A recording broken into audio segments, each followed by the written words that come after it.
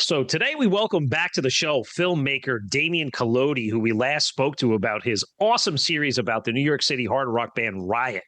But today he joins us to talk about his new project, John Sykes, his words, his music.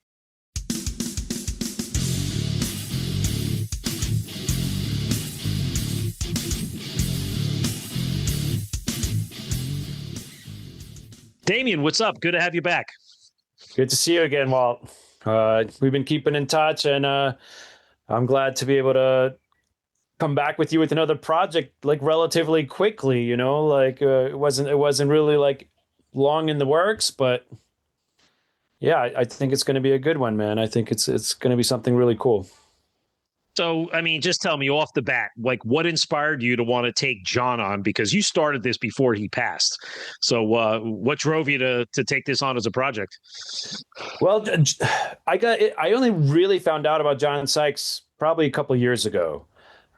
Similar to Riot, where just going online and finding out like, oh, there's this controversy with Whitesnake album, and like finding some videos online and then finding out, oh wait, John Sykes, like, oh, Blue Murder. I remember that band because I had a Blue Murder album, the second one, which is the only thing I had of his at the time, and I didn't really connect the dots until recently, and I knew of Tigers of Pan Tang from their more recent like songs, and then I'm like, oh, John Sykes played in that too, and Thin Lizzy, and I'm like, who is this guy? Like, what's going on? Like, why don't I know him? This is really fascinating, and so like, I just started digging in and buying those albums. Like, I bought that Thunder and Lightning Thin Lizzy album. Um, a friend of mine who actually turned me on to Riot, he's older than me, so I started getting into metal maybe around like 91 or so. So I missed like that whole 80s thing, but he's like, oh, what about that first Blue Murder album? I'm like, there was a first one? Like, I had that one, and I bought it because We All Fall Down, because I love that song. I heard it on WSOU at the time. But then I was disappointed by the album because there were like all these slow and mid-tempo songs, and I it wasn't what I expected. I expected more like We All Fall Down. And so I just sort of like put it away for a while. And then I'm like, oh, there's this other album, and there's this whole with a different lineup, and so I came into like the John Sykes story from like probably a very different place than most people, but it's like discovering everything all at once made it really exciting because it was like, holy cow, this guy did all this cool stuff. What a great story. And like, I never heard of him again. Similar feeling as to the Riot thing. Like, why, what's going on? Like, you know, What Damien though, because obviously John's career is, it'll always be marked with ups and downs, near successes, lots of misses, periods of time where nobody knew where he was, what he was doing. So there's always been a bit of a mystique about this guy. He's kind of always been the guy maybe that had the uphill battle to fight.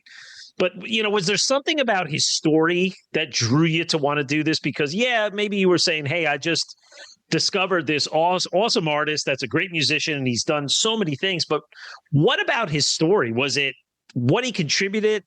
Was it sort of some of these controversies? Was it a little bit of everything? I'd say a little bit of everything. I mean, when I first saw that Billy video on the Weird Al show, and I was like, holy cow, this guy, like, I mean, he's just a fucking rock star, and like, he just looks great, sounds great. He tears it up on guitar. Like, this guy clearly should be more well known, like he should have been someone, that would have been on my radar. Like, why isn't he? And then, yeah, like looking at his, like, okay, like he's sort of reclusive. He's got this new album that, yeah, I'm reading comments. People have been like, oh, it's been in the works for a long time. And like, what's going on? He's just kind of, it's not coming out. Like no one's hearing anything from him. No one knows where he is. And that was one reason I didn't really like pursued making a film project, because I got sort of hooked by his story, but he was just like off the radar. And I'm like, how can I even like reach out to this guy? He's just, not really out there, in the digital world, in the online world, or putting himself out there. He saw almost sort of like a recluse, you know. So I just sort of put that idea on the back burner, I would say, as much as I was interested, and I started buying those albums to listen to the music and getting into his music and being like, oh yeah, like this is the kind of stuff that resonates with me, you know, like the melodic hard rock metal stuff, the sort of shredder stuff, and yeah, it was just everything, you know, like it was like a mystery also to like Hmm. what happened. Like there was this mystery element to his story. What's going on? Yeah. What happened to him and what's going on? Like, you know, and Yeah. he's got these hardcore fans again, you know, like these people who are like, John, come back out there. Like, you know, we miss you. We need you. You know, yeah, I mean, you see these comments from people who just like really like love this guy.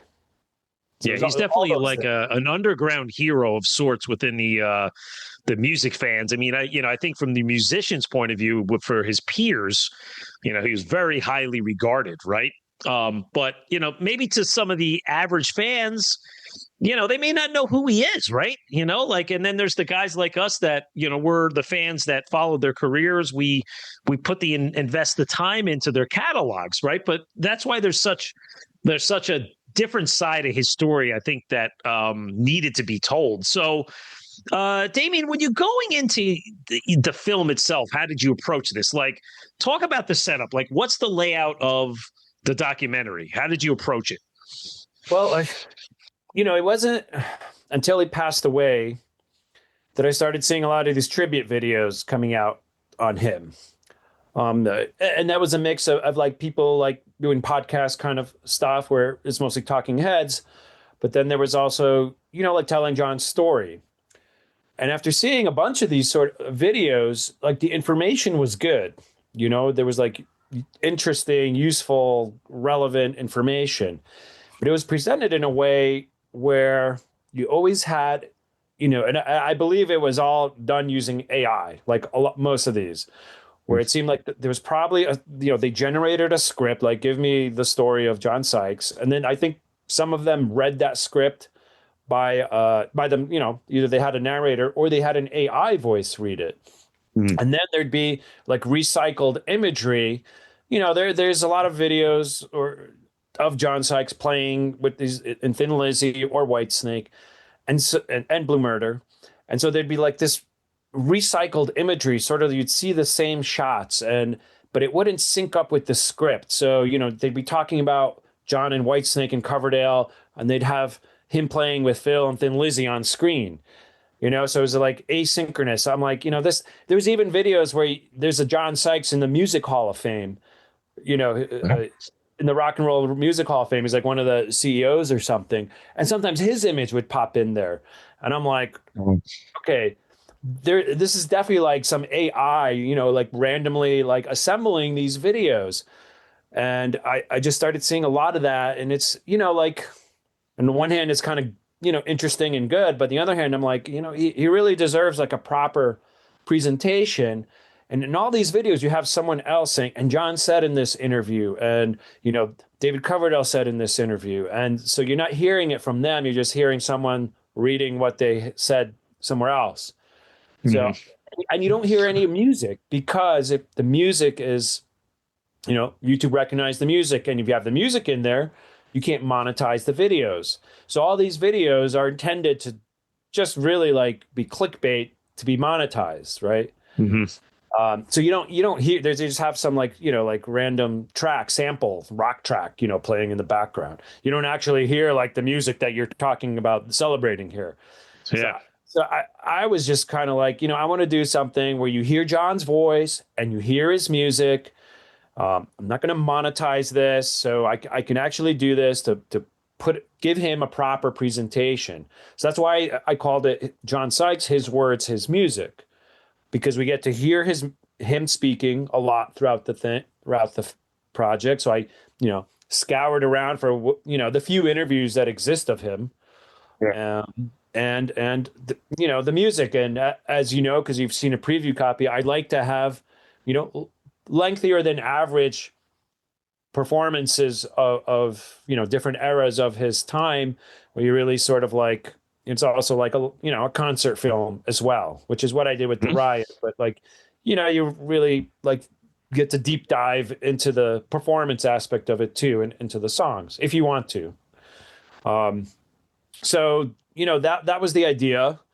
And then I didn't know how long it would be or what it would turn into, but I just started finding things online, and clipping them and figuring out how can I arrange this in a coherent way, in a chronological way, in a coherent way, in an engaging way, and make it feel like a real documentary, and like you're hearing from John and you're hearing from people who were there maybe, or who knew John, and it feels like a real documentary, not an AI video, and something that Mhm. would really like present his legacy, and why he's important to so many people, and shine a light on it. And there was a lot to discover for me in that process. How did you go about the research? Like, maybe the questions are, how far back or how long ago did you start this project? And like, where do you go for like an average guy like me? Like, where do you go to get this footage or the musical videos or the interviews or the recordings? Like, where is it? Just YouTube? Is it like, where do you go Mostly to get it? YouTube. Mostly YouTube. There's a lot of stuff on YouTube, but it's not always so easy to find. Like some stuff exists buried within other stuff, or like if you do a search for John Sykes, you're not necessarily going to find everything, like Mhm. everything. Like sometimes you have to dig around. And one of the better resources was looking at John Sykes Facebook group. There's a Blue Murder and John Sykes Facebook group. There's a page called John Sykes Guitar Wizard, and like finding stuff like that metal show where when John Sykes Mhm. was on that metal show with Eddie Trunk. Like that's not on YouTube. I found that on Facebook, like digging through these groups. So it's sort of like you really have to like get in there and look around a bit, and try to find these bits and pieces, that are out, scattered around in the digital, atmosphere, and then try to arrange them in some sort of like order. And I did that with, there's live footage videos of Thin Lizzy that I used, that I recut, editing some other B-roll from other performances, and mixing things up a lot also to try to make it more dynamic, or create a point that I wanted to see. So I'm taking like stuff that already exists, but I'm adding new visuals to it, or taking audio and moving it around. So there's some stuff, like a couple sound bites I took from the Slide It In documentary. And there's an Mhm. interview with John there, and a couple other guys talking. And there's Thin Lizzy story documentary. So taking bits from that, acknowledging it in the film, like excerpt used here, and uh, maybe putting some new visuals on it, and combining it all together with other stuff like Eddie Trunk did a tribute after John passed. And I contacted him and got permission from him to use, the audio from that. And so that's interspersed in. And there's some other people who, do metal shows, and also did some tributes to John. So I contacted them and got permission to use, little bits of there. So it's a mix of like archival footage Mhm. of John, of him performing, mixed in with some more recent stuff since he passed, of people sort of memorizing him, memorializing him. And I guess after he passed, there was this buildup in interest, and I had this feeling like, man, I really wanted to do this. Now he's gone. Like, is it still possible? I'm like, let me give it a shot. Let me see what I can put together. So did you set it out to be a chronological, like, was that your vision? You said, hey, I'm going to follow the chronology from, the start of his career in the early 80s with, Tigers, all the way through the Lost solo album? Or maybe did you change your perspective or your approach based on the findings of the research? Yeah, I mean, I figured like it should be chronological, but I didn't know how thorough it would get. Like I wasn't really familiar with these solo albums at all until Mm-hmm. I started digging into that. So I'm like, oh man, like he put out 5 solo albums in the 90s, like, and most people have never heard them because they were only available in Japan on CD. So, I actually bought almost all of them since then. And then, yeah, there's like Street Fighter was his first band. There's a group, new wave of British heavy metal Soundhouse, and someone posted pics from that time. So I'm like, oh yeah, like I can maybe use some of those pics and grab a little of that song to show like where he really started. And there's not a lot of footage with him with Tigers, but he did that one video, Love Potion #9, where, like I can use that visual of him like soloing. And then there's Marty Friedman talking about him on playing in Tigers and how he influenced them back then.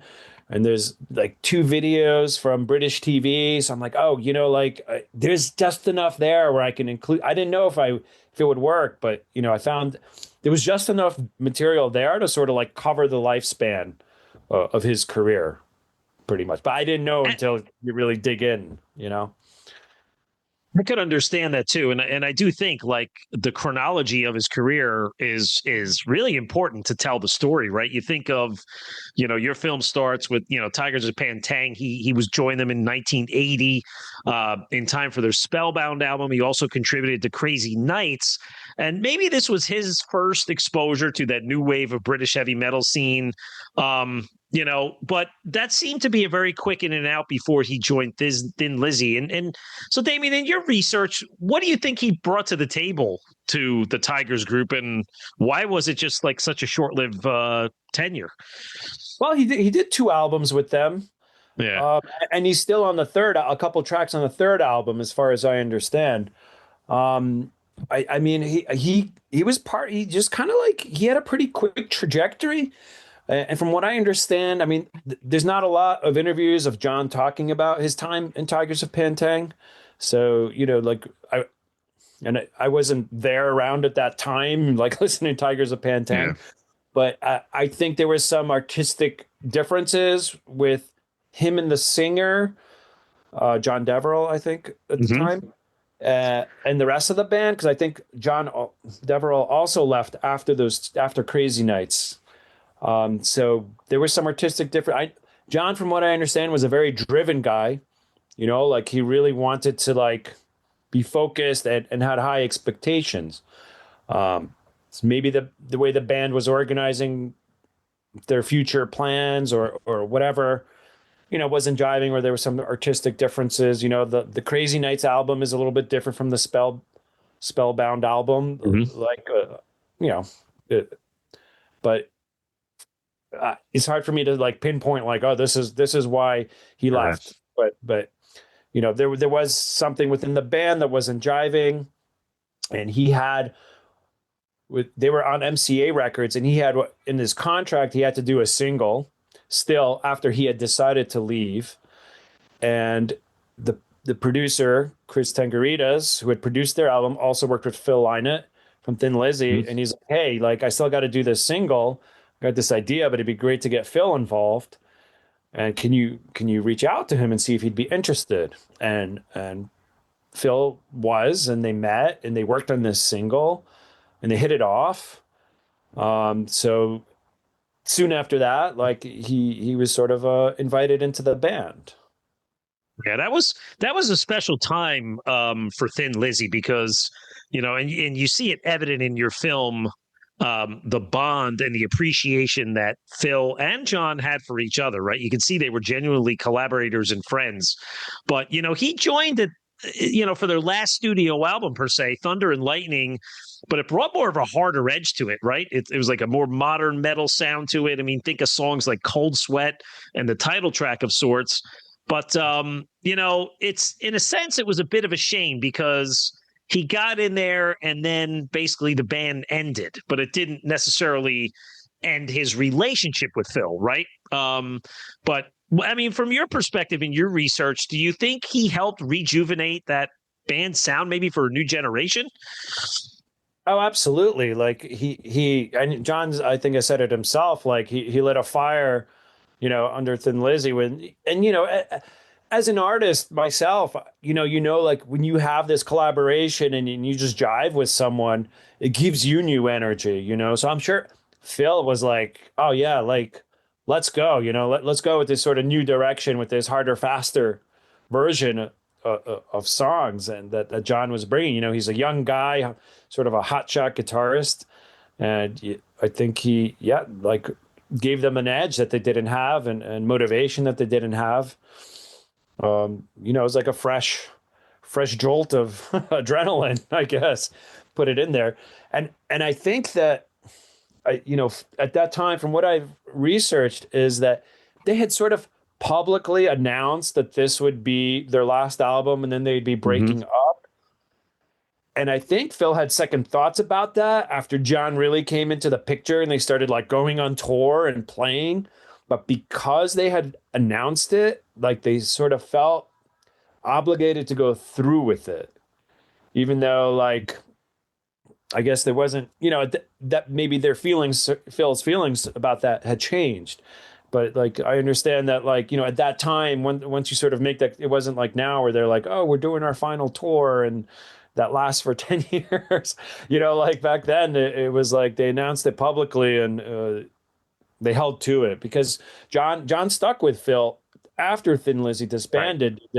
That the Phil Lynott and the Three Musketeers traveling around. Then he did Grand Slam and some Hmm. other projects. Like and John was playing with Phil like every step of the way after that. And so it's Yeah. like they sort of like just kept going. I mean, there's a bit there's an interview with Phil in the film where he's like, "Well, we wanted to get John on the radar and then launch him to, out. That's why we're going back on tour," which I thought was kind of cool. I thought it was a Right. nice like uh sort of prediction, Yeah. and on Phil's part, like recognizing, like that there's something special with this guitarist here. Like, It, I mean, John moved on eventually into the Whitesnake camp, but maybe Damien, comment on when Phil did pass away. I know it shook the rock world.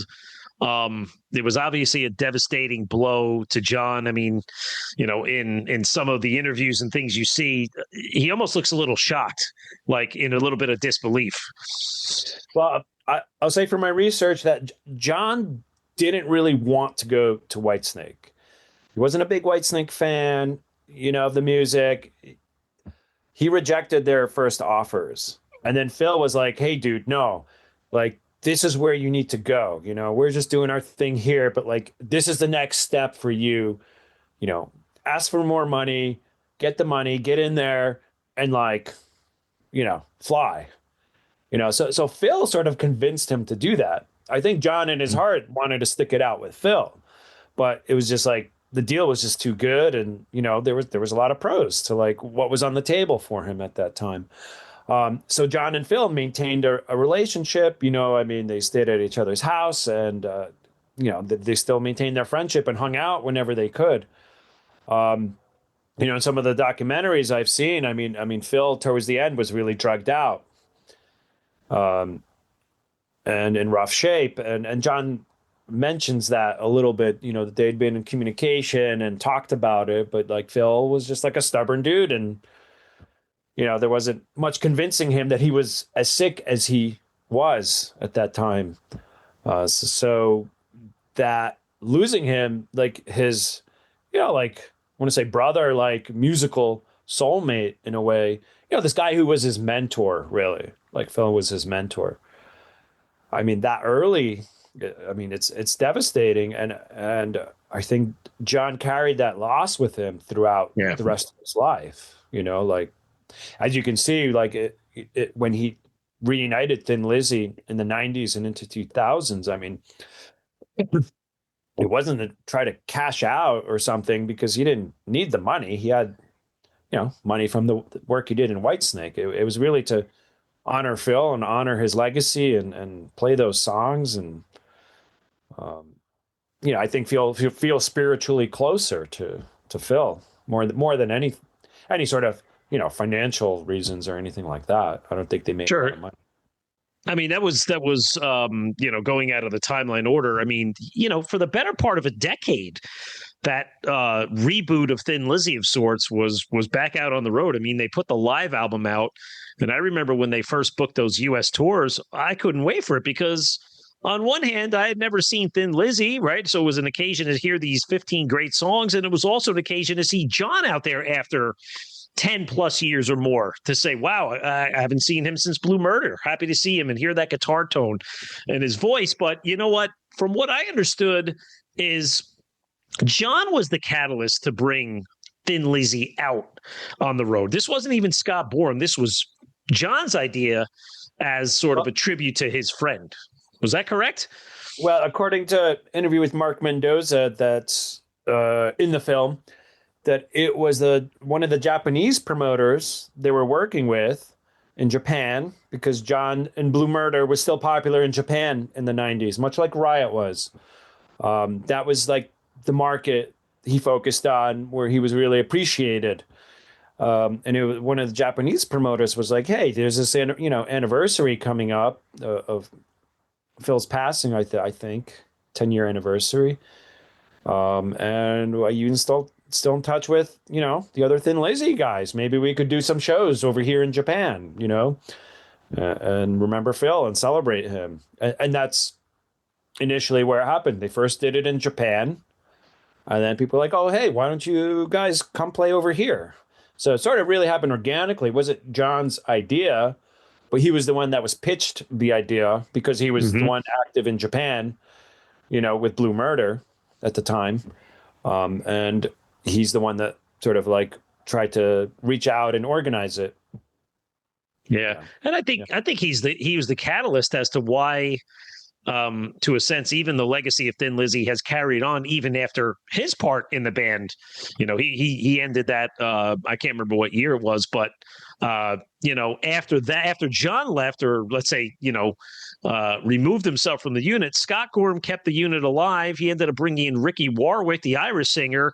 There were lineup changes, but some of the guys stayed in there, which then eventually turned into the Black Star Riders, a whole nother band, which still exists to this day. So it continued on. Yeah, and I think Brian Downey plays now with another version that plays Thin Lizzy songs, where he's the only real Thin Lizzy guy, but he's got great musicians and singer who sounds just like him, and and he's doing. I saw them 2 years ago. Yeah. Well, Damian, heading back to, let's say, maybe the pinnacle or the era of Whitesnake for John, right? This is the one, such big commercial success, yet so many misses for John personally, and so much controversy around what happened during this tenure here. So again, like you mentioned earlier, he maybe had been reluctant to join initially, and he was kind of pushed in, but he joined in during Slide It In. He didn't necessarily write those songs, but he was in the band around 1984. But when it came time in 87, which would eventually have become the self-titled Whitesnake album in 1987, this one, we all know it, right? It was one of the biggest selling albums of all time from that era. It's just front to back hits, Still of the Night, Is This Love, Give Me All Your Lovin'. On and on and on. But what kind of to the average fan is a little bit disappointing is you may not know this as John's material, because if you watch Headbangers Ball and MTV, you saw Adrian Vandenberg in the videos. You didn't see John Sykes because John was gone from the band by then. So he never got the credit really for people listening to the music to say, oh my God, that fucking guitar is John Sykes. It's not Adrian Vandenberg. Yeah, that's a scar I think he also carried with him throughout the rest of his life, that played a role psychologically for him, like distrusting the music industry in general, being distrusting of people, and, wanting to maintain control of things.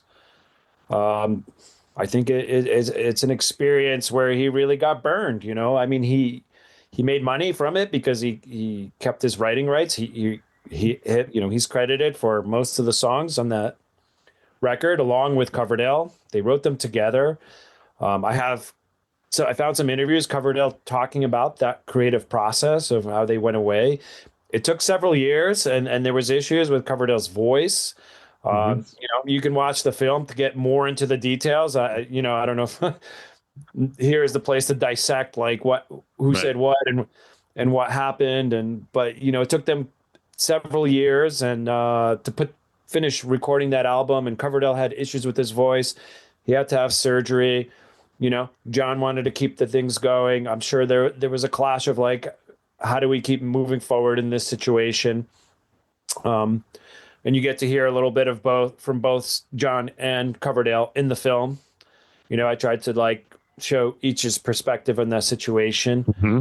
um, without like, I mean, no one's like, here's the magic answer to like Right. why, but it was a clash of personalities, and this, maybe if the situation had been different, that wouldn't have happened. But like that's the way it played out. And yeah, John didn't get the credit that he deserved, and he didn't get the recognition he deserved. I had no idea. I had no idea about any of this, and he wasn't even like pictured in the albums. I believe like there were no pictures of No. the. So no one knew about it. I mean, unless you were like a real music guy who dug into this kind of stuff. But like, yeah, he got fucked over, and that scarred him, and he didn't get the trajectory that he was deserved for like being part of this album that like went on the American, as part of the American cultural landscape at this point in time. And Yeah. that hurts, man. I mean, that's brutal. That's a brutal psychological blow. And since then, the grunge thing happened, and he just had diminishing returns on his art, and that takes a toll. Like to me, that explains like why he became less and less productive. In the '90s, he still had that fire. Blue Murder, okay, did these solo albums, but then in the early 2000s, I think metal was still out, like, and he Yeah. just was getting less and less. You want to keep doing something, you want to see a trajectory, right? Like the line goes up, and like for him, I think Yes. it wasn't. It was like a flat line or diminishing returns, and it takes a real, it's like as an artist to get back on the horse and do it again and have that drive and motivation. It gets harder and harder as you if that's the situation you're in. So I think that's part of the reason his productivity Yep. um, tapered off as he got older. Yeah, and I think that, to me, I was 18 in 1988, and Blue Murder, that was around the band was formed. Now, I don't think I remembered this drama with the Whitesnake stuff around then, but all I remember is, hearing about this trio of sorts, right? Carmine Appice, who everybody knew, he was like the old time drummer from the 70s. And then there was this bass player, Tony Franklin, had a funky sound to him because you used to hear him in the Firm videos back in the mid 80s. And then you hear John come out, and you're seeing the Valley of the Kings video. And then Jelly Roll comes as the follow-up single, which I guess you could call it a ballad, but I wouldn't necessarily say it was like a love song. It had a lot of harmonies and melodies. It was a little slower, but it was also had a little bit of a twang to it too. But I was engaged. I was all in the Blue Murder camp. I'm like, I got the cassette. The album was awesome. I remember they toured the opening slot on the Billy Squier King's X tour in the autumn of 1989. It was the only time I ever saw them. They got a 35-minute slot at the Ritz. But you know what? They're sort of an underappreciated band, and I guess you could say within the musicians camp, they have a big place, right? But it's not something commercially that a fan's going to go out there and search out Blue Murder when they think of 80s hair metal. And that's a shame. But to your point, Damian, I think this was maybe his last shot at going for it the big way. And when that didn't turn the corner for him, you're in the early 90s now. The record label didn't support him. He puts out Nothing But Trouble. Now he's got a different band behind him. Marco Mendoza's sort of his sidekick. And I think it seemed like he just focused on his core audiences outside of the U.S., and Japan was a big one. Yeah, I mean, he took, there was 4 years between the albums, the Blue Murder albums. And I think, the disappointing results from the first one. Then he had kids in that time. Hmm. You being a father and I being father, when you have like newborns, that's also requires a lot of attention. And so, and he built a studio in his home. So like all those things, like no one anticipated that, like, oh, like the music landscape is going to drastically change because the grunge movement is coming on, so that wasn't something anyone could have predicted at that time. And 93, by the time that second Blue Murder album came out, and yeah, Carmine and Tony had, it'd taken so long that they'd sort of moved on to other projects by that point. Yep. Yep. So he had to scramble because I think he still had a contract with Geffen to do another album, which is why they released an album with Blue Murder in 93. And then, yeah, he did a tour in the US. They toured with Bon Jovi at that Hmm. time. Oh no, that Bon Jovi tour was before the second album. Yeah, but they just didn't get the traction in the U.S. They toured with the second album. Yeah, and I don't know. I get people had moved on. The MTV was showing all the grunge, and Japan was still the place where like the grunge didn't overtake like nobody stopped caring. Like I don't think they were like that hair metal. The term hair metal became such a fashion thing here, and like a trend, a fad that came and went. Where in Europe and Japan, that wasn't such a big fashion trend.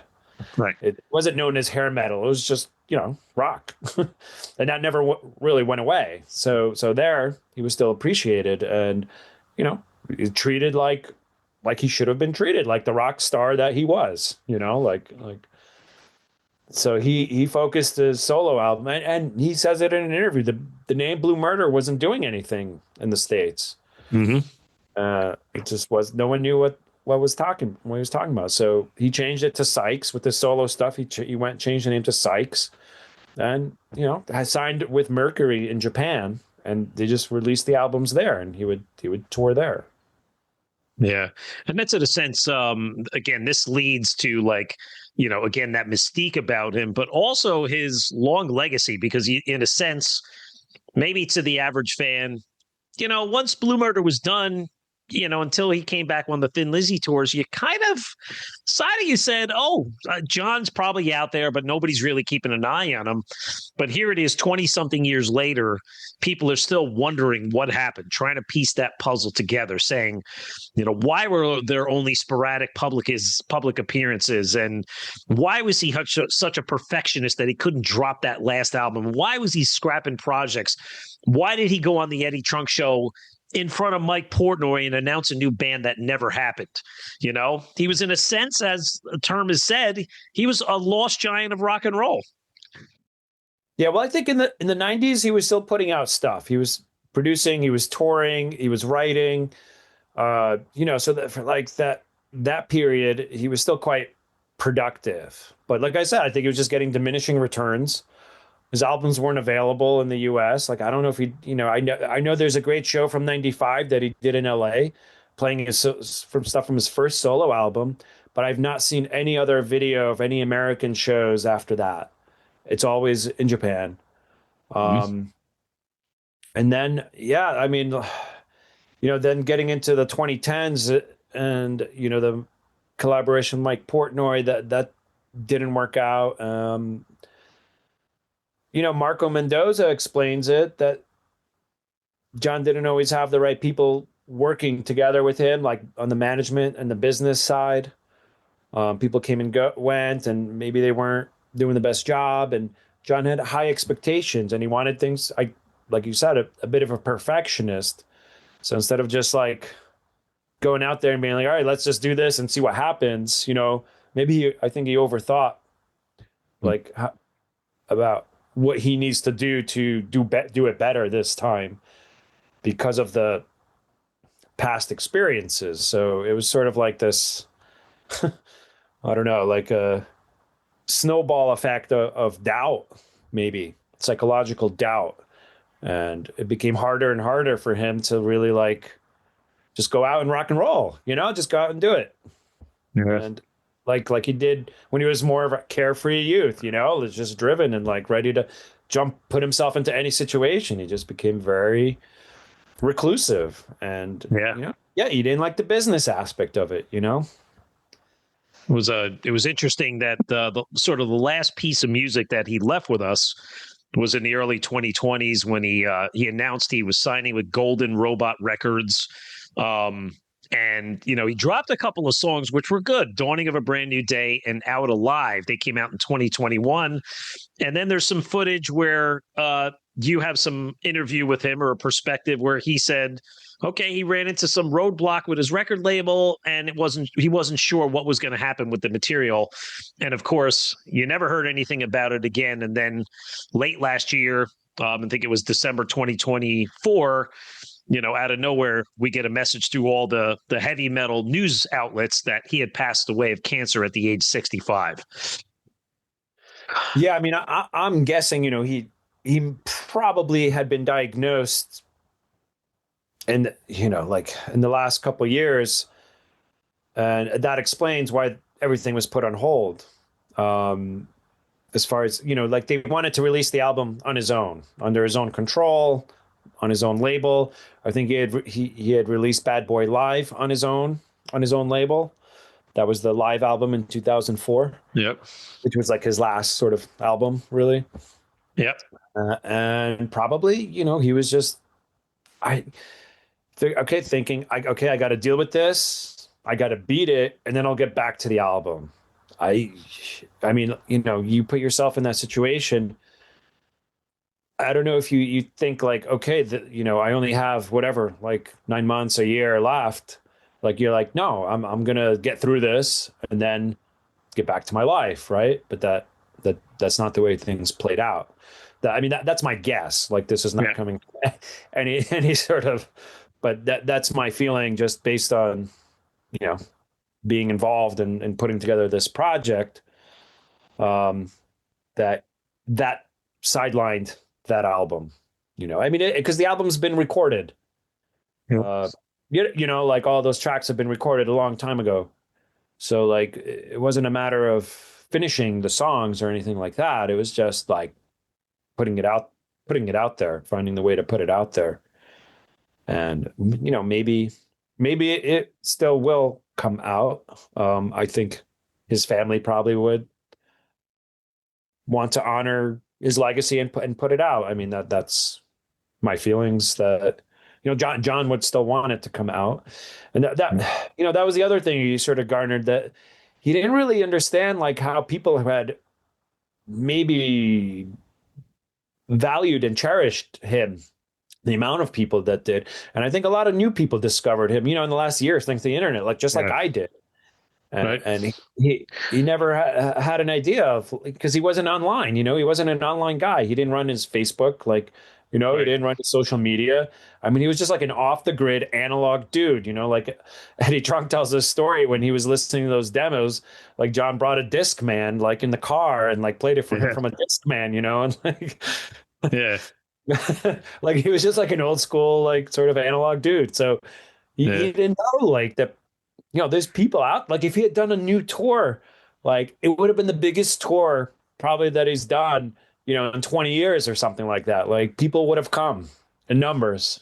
I mean, absolutely. That's the tragedy of the whole situation. And I don't know, man. I'm just like, at least I can try to add something to preserve his legacy and help people discover them. I mean, the film is not, it's not really made for people who have a short attention span, who are just sort of like, all right, let me check this out, like between videos or between, like on my lunch break. It's a deep dive. It's definitely like a research project, and it's for people who really want to like dig in, like what happened in this guy's career, what kind of music he put out, and what was his feeling. And you sort of, it's the story of John is like, his productivity. I feel like, he had this awesome experience with Phil of like, he experienced this like beauty, of creation together with this person who's like your brother. and that drives you and motivates you. And then he had this experience with Coverdale, which was the opposite. And those two paradigms, like, weighed on his shoulders throughout his career and affected his productivity and his mindset and everything that happened since. So it's kind of like this battle between these two core experiences in his early career in the 80s that defined the rest of his life. I mean, that's what I see, like, the thread throughout the film. Yeah, absolutely. Well, listen, Damian, the film is fantastic. You've been kind enough to allow me to preview both episodes 1 and 2. For the listeners out there, you have to invest your time in it, but you will learn a lot. I certainly did, and I thought I knew the story. But, what's great about these films, though, it's a perfect combination of interviews with John, interviews with his peers, his colleagues, others, great archival footage, great performance videos, and concert videos. Lots of good images coming through it. Damian, you do a really good job with your stuff, and I wish you the best with this. So talk about the release dates and where the listeners can find these episodes and when they're going to premiere. So I'm going to release, there's going to be like an online release because I wanted to have something of a possible shared experience, which just means that we can be in a chat room together while the first premiere. So it's sort of like a low tech shared experience. Obviously seeing it in a theater would be the ideal situation, but this is a not-for-profit film. I'm not trying to get distribution or I don't have the rights to all this stuff. So it's just out there for the cultural and educational purposes. But it'll premiere on the NYC Rocks TV YouTube channel Saturday, June 28th at 2:00 p.m. New York time, because I'm here in Germany, so that'll be 8:00 here. And you can go NYC Rocks TV YouTube channel, or there's a website, www.nycrocks.tv, and that will also have the URL. I will post it on the, probably the day before. So, I'll share it on my social media. It should be on the website so people can, mark it, save it if they want to check it out live. And then after that, it'll live on that channel, the NYC Rocks TV channel on YouTube. And the part one covers 1980 to 89. And part 2 covers 93 until 2025. So that will air 2 weeks later. So that'll be Saturday, July 12th, same time, 2:00, same channel. And again, we'll have a live chat, see who shows up, if that's any good. And then, I figure I'd give 2 weeks between the two just to let the first one settle in, maybe to get people interested. Most people, that's what the story that they know of John Sykes. But part 2, I think, is equally as interesting. And there's a lot of new information there and new music from John that you don't know, even if you're a John Sykes fan. And it's an extension of the story, and there's more footage of John from that time period. So I think both parts are equally engaging if you're into hard rock, if you know something about John and you just want to learn more about him and revisit his music and his career. I think these films will be, the go-to for that. Yeah. Well, Damian, best of luck with it. You did a great job with it. Look forward to watching it again this time. So once again, for more information on the rockumentary, John Sykes, his own words, his music, head over to YouTube at New York City Rocks TV for all of the details. So Damian, I appreciate your time today. So for my guest, Damian Kolodiy, I'm Metal Walt, and this is Metal Mayhem ROC. Metal for life. Thank you for listening to Metal Mayhem ROC. Check out our website at metalmayhemroc.com for information on podcasts, archives, links to all our live radio shows, and all sorts of info. Please follow, and share with everyone, even your non-metal friends. And always remember to keep it heavy.